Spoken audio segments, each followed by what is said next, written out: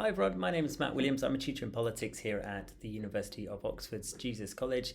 I've been teaching politics here for 13 years. I've been involved in admissions at the university for 10 years, and I've been involved in access work, meaning work to encourage more people from underrepresented backgrounds to obtain places at competitive universities like Oxford for 10 years as well. So today I'm going to talk to you about how to support an applicant if you are a teacher or a parent or a guardian or somehow other involved in the life of someone who may be eligible for a place at Oxford or who may be keen to take a place at Oxford. Then this is the video for you. What I'm going to do is share my screen so that you can see some slides that I've prepared on the subject that will hopefully make things a little bit more obvious. Okay, and so what we shall do is dive right in. So here we go. So let's start with inspiration. So one of the most difficult things that teachers and parents have to deal with when it comes to supporting an application to universities like Oxford or Cambridge or other competitive universities around the world is walking that tightrope between realism and optimism, that difficult sort of balance that we all have to strike in our own lives, let alone in the lives of others, of aspiring, aiming high, wishing to be optimistic about the future, but also having to have our feet on the ground, not sort of reaching too high, lest we set ourselves or someone else up for failure and potential upset. It's a very difficult thing to do, but one of the most important things to bear in mind is that in my surveys of people from underrepresented backgrounds that have obtained places at Oxford, when I've asked them how they started on that journey, the vast majority have told me that it started with a teacher, it started with a parent planting that seed, giving them that notion that they could, that it is within their grasp. And this is so important for people that may have no family experience with attending universities at all, let alone universities like Oxford. It can be so important for someone to reach out and say, you could do this. This is something that is within your grasp. You are eligible, you are likely to be competitive, you should give it a go. When I say that the vast majority of people have that story of being inspired by somebody else, not taking the initiative themselves, I mean that of the 30-odd thousand people I've worked with on access projects in my time in Oxford, and the hundreds of people within Oxford that I've then subsequently worked with who've obtained places, I have had 3 people tell me that they did it on their own, that the inspiration and the hard work came entirely from themselves as individuals, and that in fact in those 3 cases teachers were discouraging them from applying to Oxford. So in short, it is magnificently rare that a student will take the initiative entirely on their own. They are looking for someone like you to reach out and say, do you know what, you should give this a go. What's the worst that can happen? And that's a really crucial thing to consider, is the cost-benefit analysis. Part of the reason that Oxford University overrepresents students from more privileged backgrounds, including privately educated backgrounds, is because teachers at schools in private schools have a longer history of encouraging many more applications to universities like Oxford. Some private schools, for example, will send 50, 60 applicants to Oxford and Cambridge every year. Some state schools are beginning to catch up with that, but the vast majority of state schools will send maybe 1 or 2 applicants a year, if that. And it's more of a case of, well, why not apply? There's very little to lose. In fact, there's really nothing to lose. Some students might be scared of being rejected, might be scared of failure, but there's really no harm that can be done from that. And there's potentially a great deal to gain. People that go through the admissions process, regardless of whether they are offered a place or not, tend to find that they become stronger academics, they become deeper thinkers, and they enjoy their subjects more.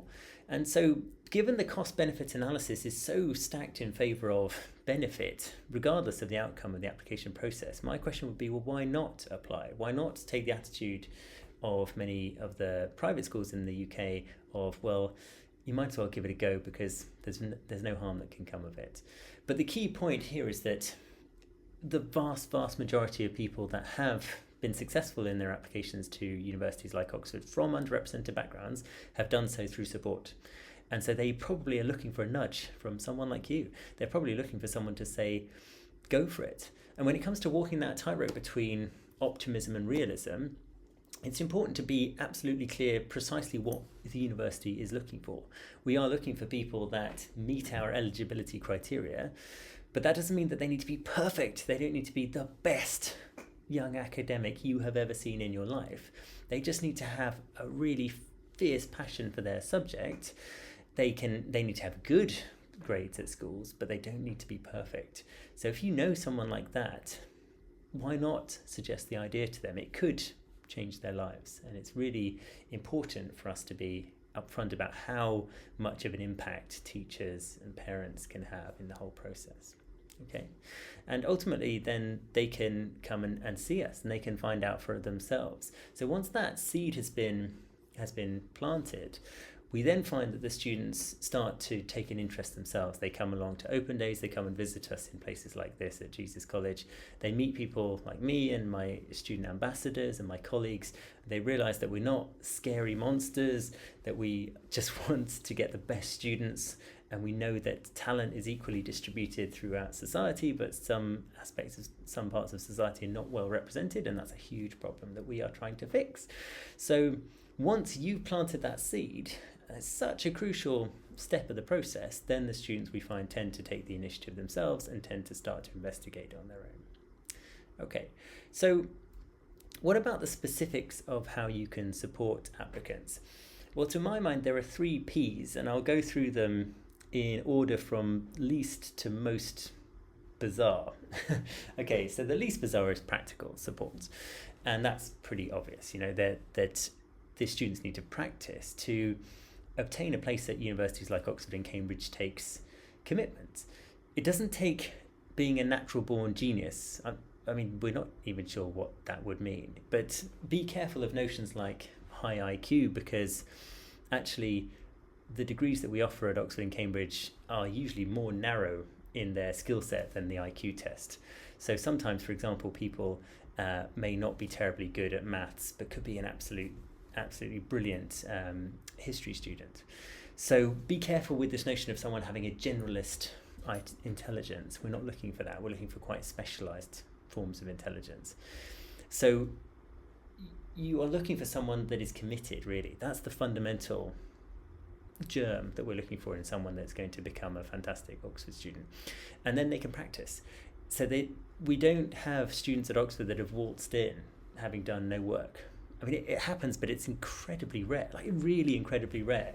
The students that I have worked with in my 13 years as a tutor in Oxford have been utterly devoted and committed to their studies. That's how they got in. So you've got to encourage your students, your children, to practice, just as if they were practicing playing the drums or cooking or basketball or something like that. It takes a little bit of time every day. And fundamentally, they should enjoy it. If they're not enjoying it, they're not doing it right. Remember what I said earlier, we're looking for people with a passion, and that passion needs to be cultivated by the individual. So they need to be looking into things around their subject that they care about. They need to be reading books on topics that they find interesting. They need to be looking up podcasts that they want to listen to. They need to be attending court cases if they are thinking of applying for law on cases that they care about. They need to be scratching their own itches. They don't need to be taking guidance on exactly what to do. We have been providing a lot of resources on YouTube recently, such as taster lectures, but also walkthroughs of our interviews and admissions tests. And these are also things that your students should take a look at. So if you go and search for Jesus College Oxford on YouTube, you can find all sorts of resources there.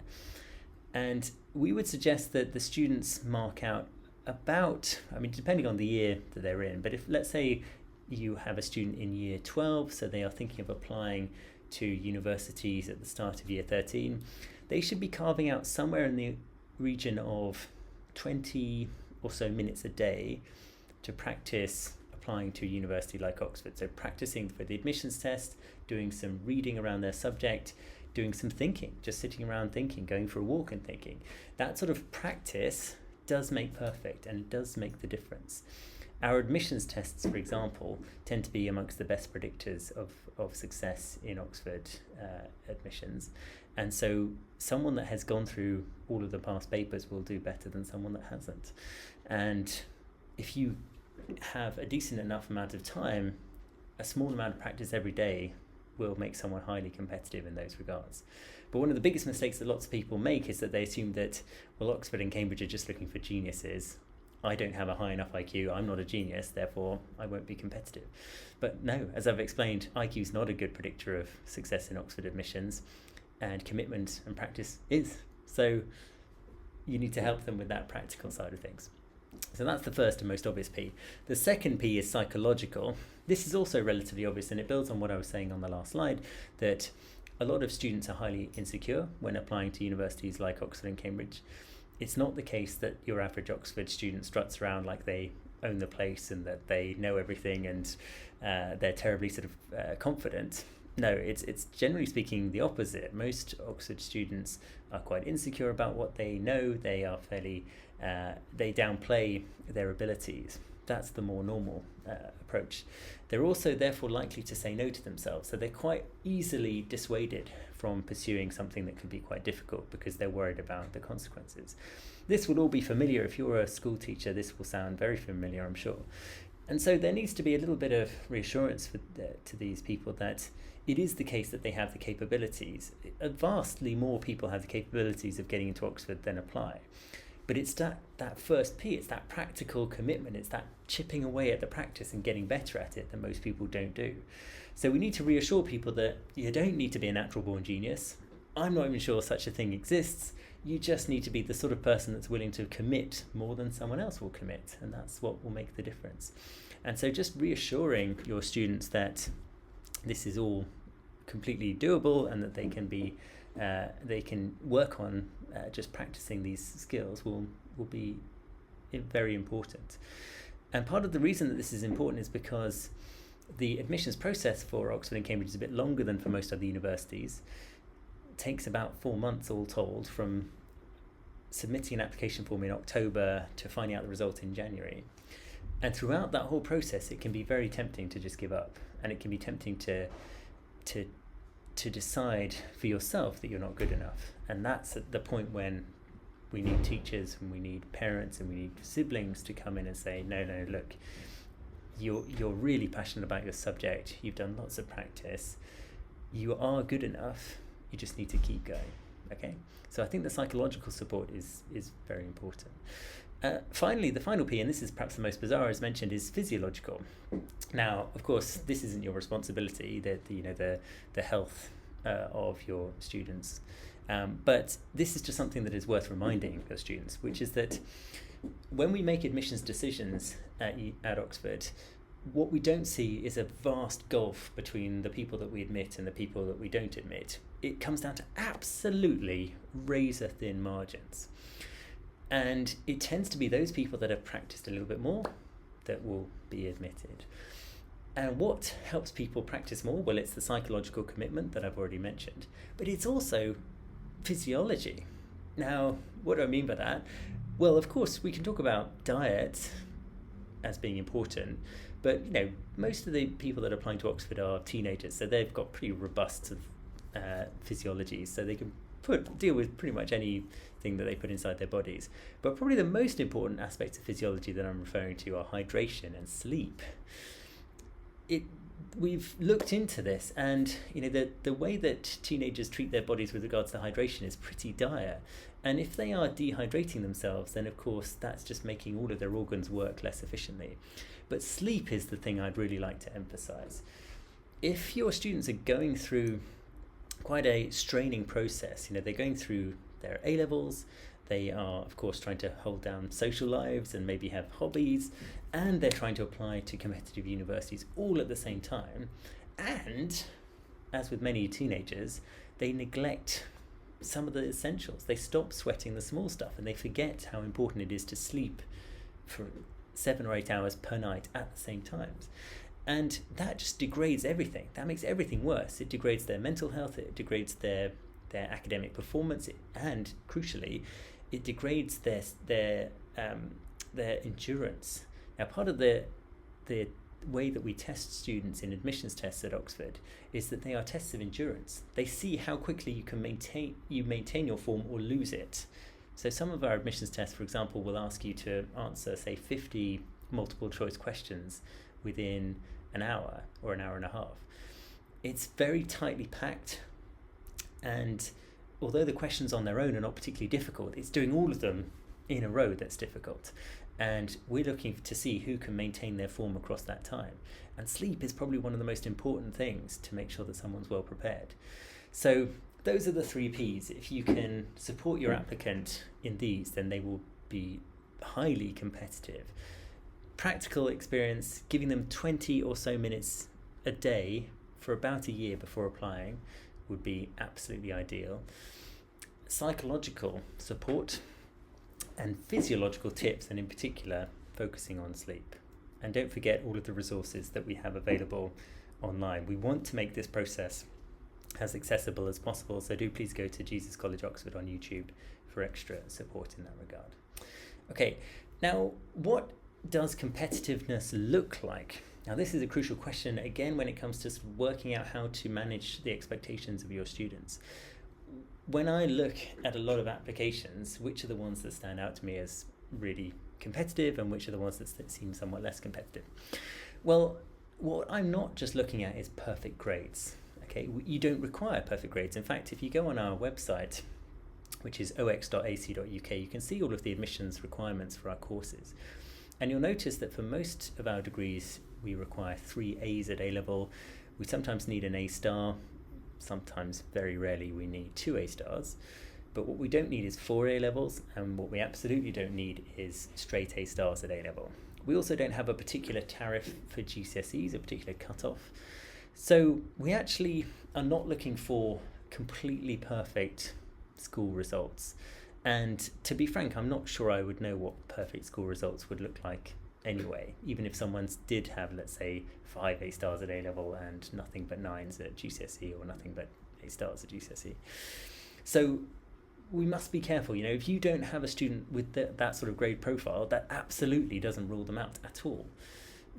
School performance is a decent predictor of university performance, but university is much more narrowly focused academically. As already mentioned, we have a lot of students who didn't perform terribly well at GCSEs because they weren't generalists, they were specialists. Our maths students, for example, often don't perform terribly well in things like GCSE English or GCSE History, but do stonkingly well in their A-levels and then go on to be fantastic mathematicians. So we need to be careful that competitiveness doesn't look like someone who just seems to have no trouble at all with all academic disciplines, because such people are incredibly rare. And actually, generalists aren't necessarily what we're looking for. We're looking for people that have a specialist passion, that have specialist skills and capabilities, and that want to take those specialist skills further. So true competitiveness is someone that is capable at school, for sure. They need to have decent results, as shown by our website, but also has a great passion and a great commitment. They are interested in the subjects that they are interested in, that they've gone outside of the curriculum to look up things that they find interesting. And crucially, that they're also quite creative in their thinking process. Now, what does creativity mean? Well, it's of course quite an ambiguous concept, but I suppose one of the key things that we're interested in is an eye for detail, a capacity to notice things that many other people perhaps wouldn't notice, and also an interest in how those things came to be. So what this entails is your students going around and reading as much stuff as possible, thinking about it very, very carefully. I should qualify.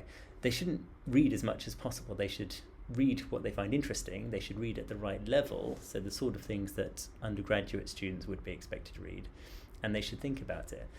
And the creativity will come when they start being themselves, when they start explaining what they think about what they've read. What I want to see, for example, in a personal statement are some personal statements. That's where the student doesn't just tell me I've read some stuff, but they tell me what they thought about what they've read. And that is inherently creative, because the second that someone puts themselves out there and they say what they think about a certain subject, then they can't help really but be original, because unless their thoughts are entirely derivative of someone else's thoughts, they are likely to be their own, and they are likely to be more creative. And of course, we're not looking for people that are fully formed, that already have these sort of fantastic, groundbreaking theories about how the world and the universe works, because there'd be no point educating such a person. So we're looking for someone that is willing to give it a try, willing to get stuck in, is willing to put the magnifying glass over something and think about it for themselves. So how can you specifically encourage this? Well, encourage your students to read things that they are interested in, or if they're not aiming for a subject that involves lots of reading, such as, say, maths or physics or computer science, then go and do some puzzles, go and do some problems that they find interesting. And crucially, to think about them for themselves, to sit back and reflect on what they've done and what they thought about it. Because that's the sort of thing that we will ask them about in interviews. When I interview someone, I will often use their personal statement, but I'll only ever use it if they've given me any personal statements. In other words, if they've said in their personal statement, this is what I care about, this is what I thought about this book I read, that's what I'm looking for. Because someone who's able to read and digest books is all very well, but someone who's able to read, digest books and then tell us what they thought about it, that's the sort of person that changes the world. That's the sort of person that will be able to write those books themselves within 10 years. And that's what we're looking for. Okay, so that's how you can encourage more creativity, is through independent thought. Okay, because ultimately what we're looking for amongst the best students is a distinction between sort of automatic thinking and deliberate thinking, cautious, careful, deep thinking. These are often sort of quite difficult to describe and therefore difficult to communicate on to students. But one way you can think about it is in sort of neurophysiological terms. According to Daniel Kahneman, we have two systems of thought. System 1 is very quick and automatic, and system 2 is more deliberate and careful, detailed. One way you can compare this is if you have learnt to drive, or if you've learnt to play a game on your phones or something like that. The first time you try and do these tasks, it's very involved, it's very complicated, and you're having to concentrate a great deal. And so your thought processes slow down and you're engaging system 2 thought. But the more you do those exercises, the more you'll start to get into system 1, whereby it becomes a function of muscle memory, that everything becomes much quicker, much more automatic. You don't really need to concentrate anymore, you're just driving your car and that's all fine. What often happens is that as students go through school, they start to fall into that process of thinking automatically, problem solving very, very quickly, but not actually thinking about the nature of the problem solving that they've been doing. What they need to do, in a slightly paradoxical way, is to regress, to go back to when they were younger children, because young children around the ages of primary school are much more deep thinkers. They're much more likely to ask incredibly expansive questions about the universe, and they do so because they don't and cannot take the world for granted. So that's why younger children will ask questions like, why is the sky blue, and why is gold yellow, and do mobile phones get heavier when I take photos with them? And they do that because everything's new to them and nothing can be taken for granted. And part of the issue with schooling, and this is not a reflection on teachers, by the way, this is just an inevitable consequence of standardized schooling. It's not a problem, but it's just something to reflect on, is that it encourages a degree of automation in the way people think and try and solve problems. And one thing that's worth doing is to encourage your students to slow down.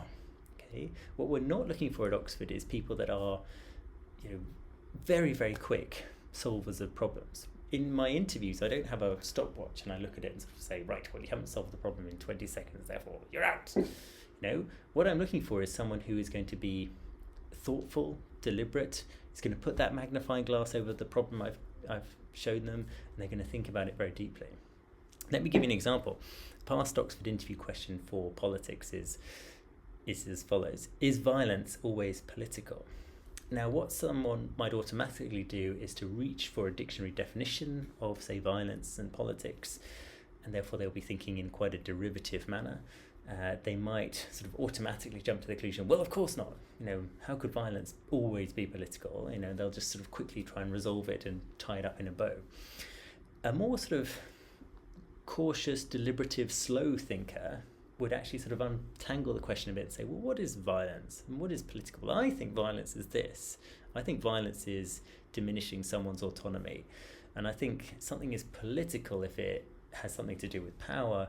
And I suppose, therefore, if you're trying to diminish someone's autonomy, then that is kind of a thesis on power. So yeah, fine, violence is always political. So the difference is just that I've slowed down. I've not just reached out for some sort of commonly accepted solution to this problem. I've thought about it for myself. And that comes with practice, and it comes with a bit of confidence. Just getting used to putting things under a magnifying glass, thinking about it for yourself, and also slowing down your thought process. So one very important piece of advice I have is to encourage your students not to be too quick, but to try and slow down and get used to thinking through all of the different permutations of these questions that they've been asked. Okay. Now, finally, there is an awful lot online about universities like Oxford and Cambridge, and also, of course, there's just sort of a wider cultural assessment of these universities. In short, there are a lot of myths, and those myths are typically along the lines of Oxford and Cambridge are not welcoming places for people from underrepresented backgrounds, that it's full of posh people, and it's a bastion of privilege rather than a place for academic excellence.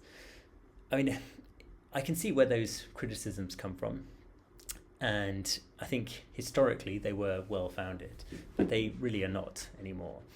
And of course, they do a great deal of harm, not only to the university, but potentially to many prospective applicants who are just discouraged from pursuing a place at universities like Oxford and Cambridge on the basis of a lie. And what we have found, as I mentioned at the start, is that teachers are the gatekeepers really to Oxford and Cambridge. And that absolutely includes teachers that didn't attend Oxford and Cambridge themselves. It includes a whole variety of different teachers who just have that sort of sense of support, that desire to just tell their students, if you commit, if you're willing to practice, if you're willing to put in the effort, then you can absolutely achieve it. You just need to have a try. And if it doesn't work out, no harm has been done. So you need to be the mentors that I have found in my research make the difference in 99.9% of cases. As mentioned, there were literally 3 cases out of thousands that I've come across where the students claimed to have navigated the process entirely on their own. So you are an incredibly important person to the young people in your life. You will make the difference, and it's important that you stand up robustly against some of the myths that might swirl around, because of course that will feed into some of the psychological pressure against making an application to a competitive university, against practicing, when practicing can make someone a stronger applicant. So I'm sure that's relatively obvious, but I think it's just really important to underscore quite how impactful you can and will be. Anyway, I hope that has been in some way helpful. Do feel free to contact me if you would like to. My contact details should be available via Equal Education, and you can find me on the Jesus College website. But thank you for watching, and I hope you take care, and I wish you all the best, and I look forward to working with your students in the future. Thanks so much. Bye now.